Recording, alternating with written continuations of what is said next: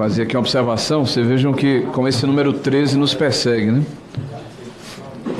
O investigado, o senhor Américo, comprou 13 milhões em imóveis à vista em um ano, durante 13 meses. Só uma curiosidade aqui, porque esse 13 ele realmente é um número complicado. Mas dito isso, eu não sei se é possível colocar na tela a nossa primeira. Colocaram aí? Trouxeram para vocês alguma coisa? Bom, então está sem tela, está destelado. Senhor presidente, eu quero começar dizendo que essa CPMI, porque essa é a última reunião desse ano, nós vamos nos reunir de novo em fevereiro, ela prestou um serviço até agora extremamente importante à sociedade e pedagógico, porque mostrou, primeiro, uma série de mentiras foram expostas, tipo, o nosso governo combateu a corrupção. Mentira, não houve isso. Né?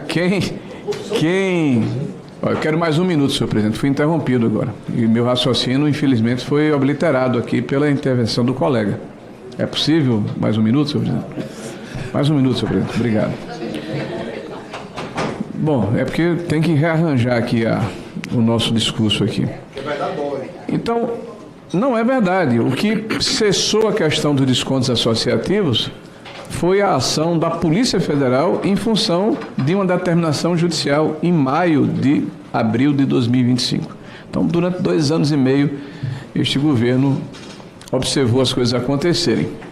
E quando a CPMI foi instalada, e Vossa Excelência foi eleito presidente, e o eminente relator foi designado, nós tivemos uma série de ações seletivas que a AGU havia determinado, que foram postas por terra. Apenas sindicatos escolhidos estavam sendo objetos da investigação da AGU. Na hora em que a nossa comissão começa a funcionar, há uma amplitude do processo e 37 entidades passam a ser investigadas. E uma dessas entidades, inclusive, que foi deixada de lado no primeiro momento, foi o Sindinap, que, por uma coincidência, tem o Frei Chico como vice-presidente. E a outra foi a CONTAG, que é a maior das entidades ligadas ao desconto associativo e essa fraude no INSS. O relator fez um pedido, corroborado por todos nós aqui, de uma série de prisões preventivas. E o tempo se encarregou de demonstrar que foi uma ação premonitória e bastante importante, eu diria até tempestiva. O senhor Alessandro Stefanuto, aquele que aqui esteve, fazendo juras à esquerda, ao progressismo, se falou aqui a respeito das suas convicções que tinha lado, esse cidadão, ex-presidente do INSS, está preso. E, sem dúvida nenhuma, é um dos cérebros dentro do INSS que engendrou toda esse crime contra o cidadão brasileiro, em especial os menos favorecidos. O senhor André Fidelis, da Ardibem, o senhor Vigílio Oliveira Filho. Aliás, eu ouvi aqui dizendo, olha, o senhor não estaria aqui se não fosse uma portaria ou um decreto, o decreto 10.537 de 2020. Eu acho que o senhor fica se perguntando o que é que ele quer dizer com isso, né? Porque essa turma, eles se enrolam tanto com as afirmações que fazem, pela sua falta de nexo. Isso aqui foi o segundo ovo da serpente que eles gestaram nessas 30 e tantas reuniões que nós tivemos aqui, dizendo o seguinte, olha, em 2020 foi feito um decreto assinado pelo presidente, tem que assinar, era obrigado o presidente a assinar um decreto. E nesse decreto se permitiu que pensionistas tivessem também cobrança. Nós já mostramos aqui que é mentira. Isso já acontece desde 2013, inclusive a CONTAG cobra de pensionistas desde aquela época. E quem deu causa a esse decreto foi o senhor Virgílio, que aqui chegou chamando Dilma de presidenta. Eu acho que ele deixou claro qual é o lado que ele representa, né? E ocupou cargos importantes do governo do PT sempre. E em 2017, era o primeiro ovo da serpente, foi a questão da carta sindical, das entidades associativas. Sabe quem foi que fez o parecer? O senhor Stefanuto, esse mesmo aqui, progressista aqui, ligado ao Partido dos Trabalhadores e à esquerda. Na verdade, é o PDT, os partidos de esquerda. Senhor presidente, o fim do desconto associativo que nós votamos aqui e que foi votado na Câmara e no Senado da República. Olha que vitória dessa comissão, para botar de uma vez por todas fim a esse verdadeiro assalto contra o trabalhador. E nós sabemos a maneira como a esquerda que reagiu, contrário ao fim, dizendo o seguinte, vamos separar joio do trigo.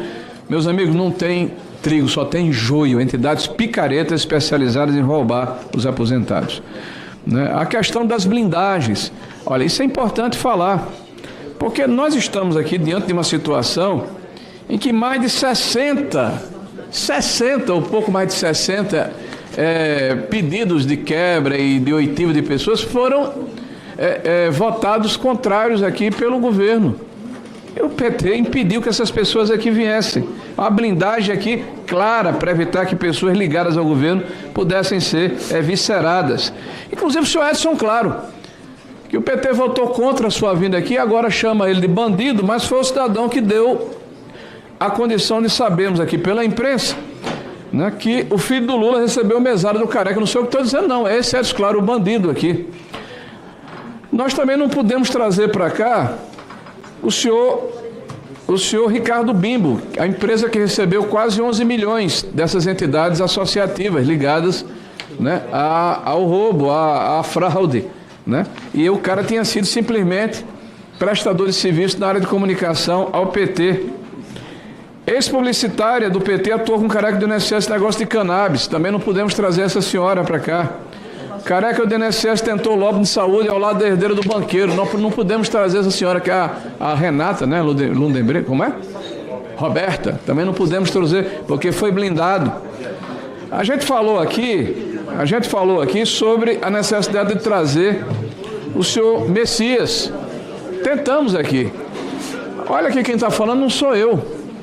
É a grande imprensa. A AGU sabia do plano do INSS e Messias ignorou o alerta sobre o sindicato do irmão de Lula no esquema. Está aqui, ó. Messias. A AGU exclui CONTAG. Eu falei da seletividade da investigação do sindicato, que tem irmão de Lula como diretor e mais 2 entidades a pedir bloqueios de recursos 6 meses depois. Só tomou uma atitude quando a polícia determinou. E olha o que está dizendo o Metrópolis hoje, senhor presidente. Eu acho que isso fala por si só. Mas nós aqui, infelizmente, tivemos que aceitar a blindagem, porque a maioria dos senhores aqui presentes, 19-12, votou contra a oitiva, né, a trazer o senhor Fábio Lula da Silva aqui para explicar o que aconteceu, porque é importante que ele diga, ele deve ter alguma explicação para o que está acontecendo. E aí, presidente, me vem à mente o fato de que nós temos uma enorme responsabilidade. Eu vi aqui uma narrativa ser repetida, inclusive hoje. Os Golden Boys. Olha que nome bonito. Esse pessoal é bom em dar apelido às coisas, né?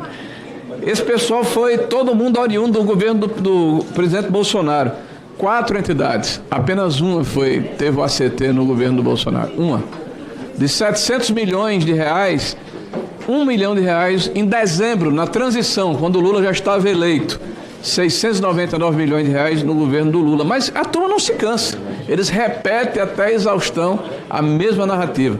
Presidente, claramente, nós tivemos uma quadrilha dentro da instituição e não é novidade. Eu vou lembrar os senhores, a gente está tratando de 1 trilhão de reais entre benefícios e aposentadorias e seguridade. 1 trilhão de reais. Quando o Luiz falou ali da década de 90, senhor presidente, quando falou do INSS, tinha a Georgina, o escândalo da Georgina de Freitas. Então sempre houve isso do INSS. 1 trilhão de reais, funcionário corrupto vai buscar lá mexer no seguro-defeso, na concessão do auxílio-doença, na questão dos mortos, né? Na questão ligada aqui à aposentadoria, inclusive aposentadoria que não é possível ser dada de forma fraudulenta, a questão da aposentadoria rural, sempre aconteceu. É um número enorme de benefícios e de beneficiários, mais de 40 milhões de brasileiros. Agora, vou repetir, há governos que combatem a corrupção, é o caso do presidente Bolsonaro. Há governos que convivem com a corrupção. Infelizmente, o PT, há mais de 16 anos. É bom lembrar que desde 2002 esse pessoal governa o país e no século XXI o Brasil teve muita má sorte. São 26 anos, quase 18 anos de PT. Esse Brasil é muito forte para não quebrar. É muito forte para não se verga, né? Nós somos como um bambu. E daqui a pouco vamos ter a oportunidade de passar essa história limpa. Vamos ter aqui resultados. Não vai terminar em pizza, senhor presidente. E nós vamos poder apresentar à sociedade quem de fato cometeu os crimes e quem de fato foi beneficiado, e vamos evitar que eles se repitam no futuro.